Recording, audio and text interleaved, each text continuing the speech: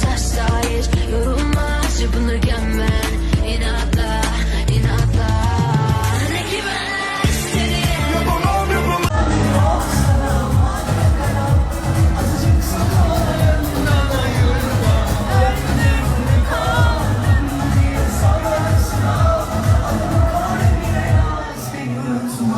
Takdir etmek isterdim bu vizyonsuz adını. %100